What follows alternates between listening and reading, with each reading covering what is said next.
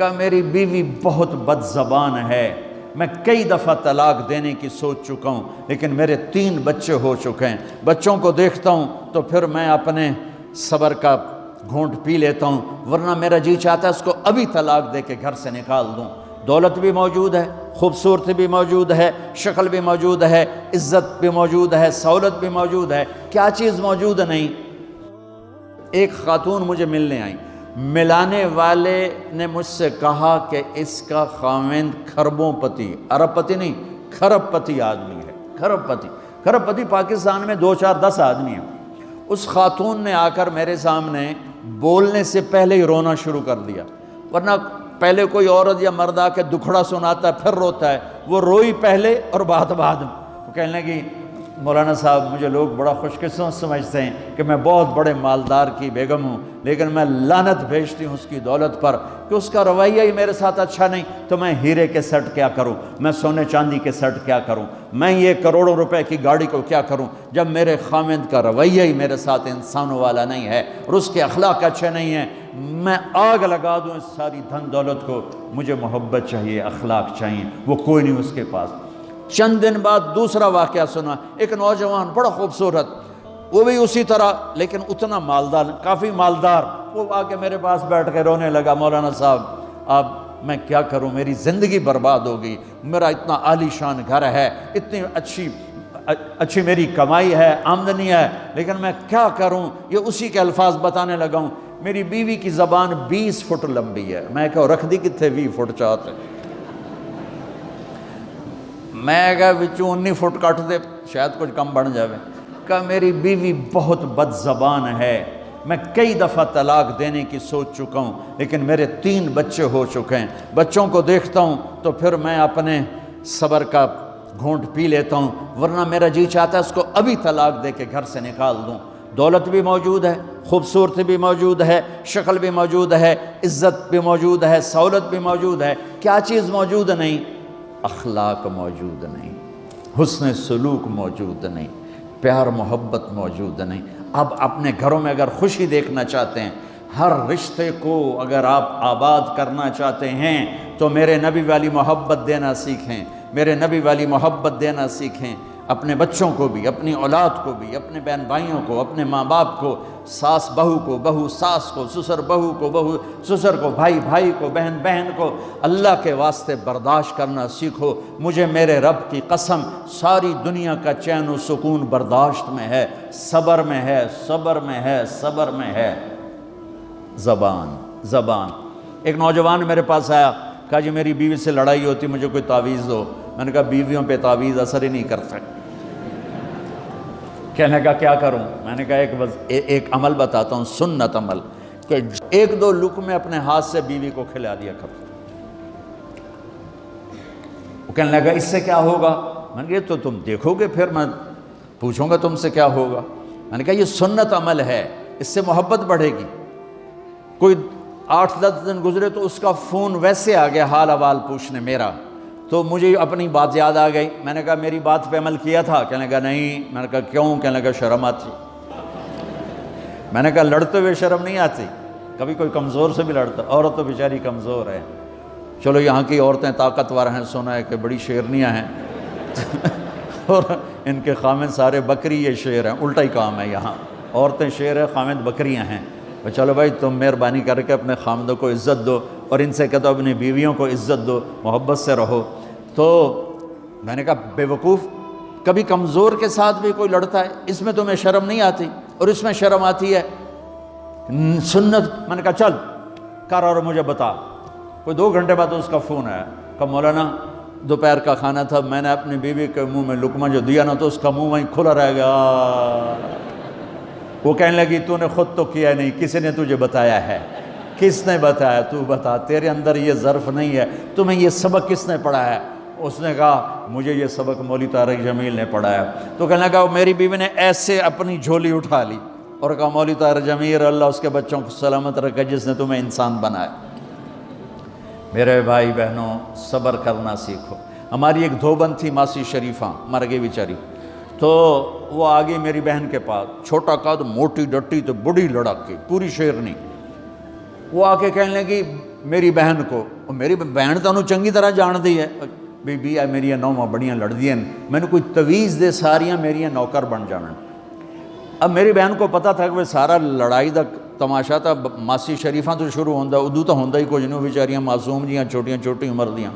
تو میری بہن نے ایک تعویذ بنایا اور اس کو یوں رول کر کے نا اس کو کہا ماسی شریفاں ہن جس لے تیری لڑائی ہوئے نا اس تعویذ تو چک مار کے بہ جاؤنا ہے تے چھڑنا نہیں، جے تو چھڑیا تو مر جانا، انہوں پکا کر کے رکھیں۔ اس نے کیا کیا؟ ماسی شریفوں کو چپ کروایا۔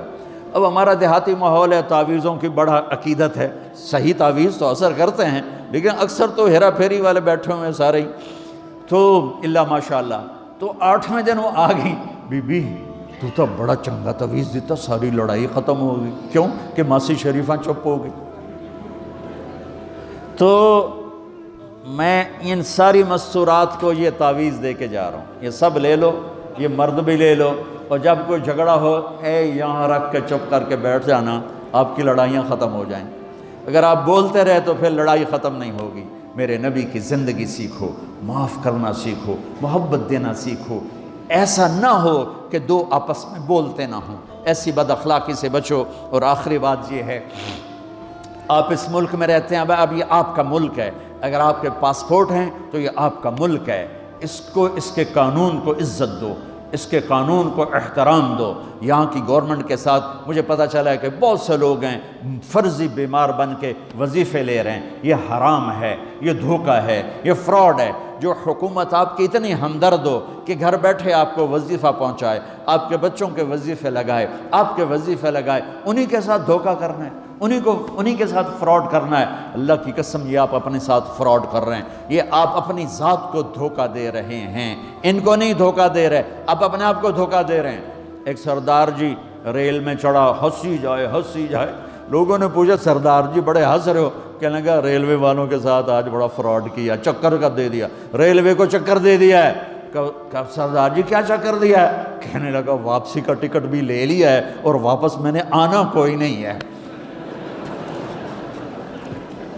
نہ کہ سردار جی اپنے آپ نے چکر دیتا ہے تسی تو جتنی 2 نمبری کرنے والے ہیں یہ اپنے آپ کو چکر دینے والے ہیں۔ اللہ کے واسطے اس حکومت کا نہ ٹیکس چراؤ، نہ ایسی 2 نمبری کرو، نہ یہاں کی بچیوں کو دھوکہ دے کر کاغذ بنانے کے لیے شادیاں کرو۔ جب انگریزوں کی حکومت تھی انڈیا پر تو دلی میں ایک وہ پک پاکٹ رہتا تھا جیب کترا، اس کا چیلا شام کو 2 روپے لے کر آیا تو اس نے اس کو تھپڑ مارا، سارے دن میں 2 روپے۔ تو کہنے لگا استاد آج بڑا مال مارا تھا، ایک گورے کی جیب کاٹی تھی، بہت پیسہ تھا۔ جب میں 4 قدم چلا، سننا ذرا اس زمانے کے چور کا ایمان سننا، کہنے لگا جب میں 4 قدم چلا تو مجھے خیال آیا اگر قیامت کے دن عیسیٰ علیہ السلام نے میرے نبی کو گلہ دے دیا کہ آپ کے امتی نے میرے امتی کی جیب کاٹی تھی تو میرے نبی کو شرمندہ ہونا پڑے گا۔ تو پھر میں نے کہا میری وجہ سے میرا نبی شرمندہ ہو، میں نے جا کر اس کو واپس کر دیا، اے 2 روپے اپنے دے کپ کے لے آندے۔ تو اس نے اس کو 10 روپے انعام دیا کہ یہ 10 روپے تیرا انعام ہے۔ اب آپ اس ملک کے اگر ہیں، آپ کے پاسپورٹ ہیں تو آپ یہاں کے ہیں، آپ اپنے پیچھے اپنے رشتہ داروں کی مدد کریں، جو مرضی کریں، لیکن میرے بھائی بہنوں اسے اپنا ملک بنا کے چلو، یہاں غریبوں پہ خرچ کرو۔ زکوٰۃ تو مسلمان کو دی جاتی ہے کوئی شک نہیں، لیکن صدقات خیرات پیچھے بھیجنے کے بجائے یہاں کتنے غریب لوگ ہیں، کتنے ضرورت مند لوگ ہیں، کتنے لوگ ہیں جن کے پاس گھر کوئی نہیں، کتنے لوگ ہیں جو کونسل کی طرف سے وظیفہ لے کر روٹی کھا رہے ہیں اور وہ پوری نہیں پڑتی، ایسوں کو ڈھونڈ کے ان پر خرچ کرو، ان کی مدد کرو، کسی کی جانی خدمت کرو، کسی کی مالی خدمت کرو۔ میرے نبی نے فرمایا ہر مسلمان کے لیے ضروری ہے کہ صدقہ دے، ہر مسلمان روزانہ صدقہ دے۔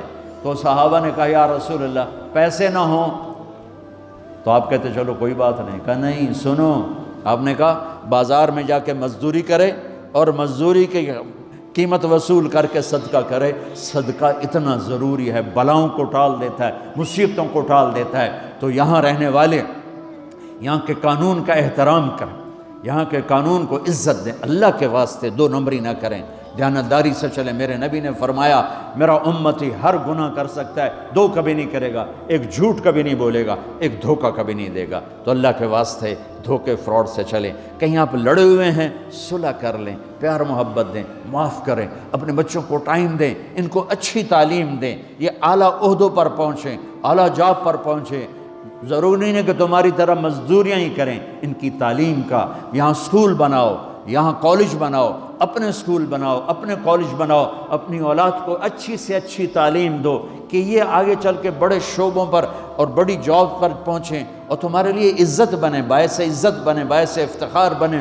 آپس کی پیچھے لڑائی چل رہی، اس نے 1 کنال کا گھر بنایا، میں نے 2 کنال کا بنایا، اور میں ایک جگہ گیا پہاڑ میرپور گیا، میرپور بڑے بڑے گھر شہر میں انٹر ہونے سے پہلے بڑے بڑے گھر، میں نے کہا یہ اور لگیں جیسے خالی، میں نے کہا یہ کیا ہے؟ میں پہلی دفعہ میرپور کہا یہ انگلینڈیوں کے گھر ہیں، ان کے مقابلے لگے رہتے ہیں، اس نے کنال کا بنا، میں 2 کنال کا بناؤں گا، اس نے 2 کنال کا بنا، میں 4 کنال کا بناؤں گا۔ بناؤ گھر اپنی ضرورت کے بنا لو، جب جانا ہو وہاں نہ تم جانے والے ہو پیچھے، نہ تمہاری اولادیں، ان کو یہاں کی نسوار لگی واپس جائیں گے لوڈ شیڈنگ میں۔